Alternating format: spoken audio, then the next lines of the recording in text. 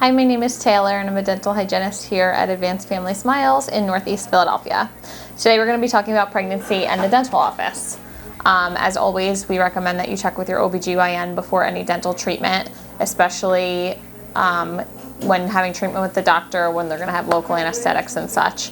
Even for cleanings, it's a good idea to check with your doctor first and get a clearance before you come to the dental office. This way we do know what the limitations are for you and your pregnancy if we do need to do anything other than routine cleaning or visit. The safest time for you to visit the dental office during your pregnancy is during the second trimester. We kind of urge people not to come during the first trimester unless it's an emergency, just to wait for the second trimester. That way we can take x-rays, we have the clearance from your doctor, we know what we can and cannot do, and it's the safest time for you and your baby. With the pregnancy, a lot of times in the first trimester, people will experience nausea and vomiting. If you're one of those patients experiencing nausea and vomiting, what we want you to do is, if you do get nauseous and you vomit, don't immediately brush your teeth. So the bile and the vomit that comes up into your mouth is very acidic.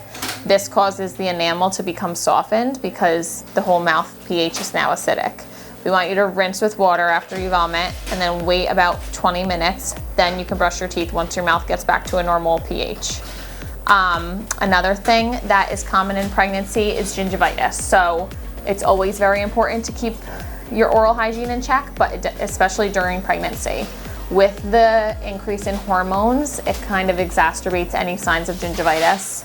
So a lot of people will experience more bleeding, a lot more tenderness in the gums, a lot more sensitivity, all that kind of stuff during pregnancy. So definitely make sure you're keeping up with your hygiene visits, flossing, brushing, all of that to make sure that you have the cleanest mouth that you can have. Something that can occur during pregnancy, also related to the increase in hormones, is something called a pregnancy tumor. Now, this doesn't happen to a lot of people. I would say it's like 5 to 10% of pregnant women this happens to. It's also called a pyogenic granuloma. They're going to insert a picture and it looks like this. What happens is it's attached to the gums. So you'll develop it during pregnancy, and after you give birth, it starts to shrink back down with the decrease in hormones. If the patient that has this does not see it start to decrease after birth, then you can always visit your dental professional and they can have it removed for you as well.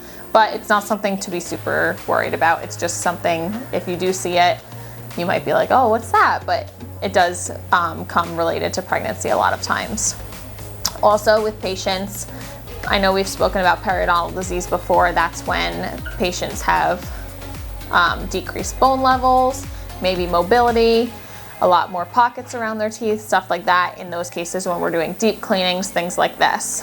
With patients that have undiagnosed periodontal disease or untreated periodontal disease that are pregnant, this does have a direct correlation to preterm birth and low weight babies.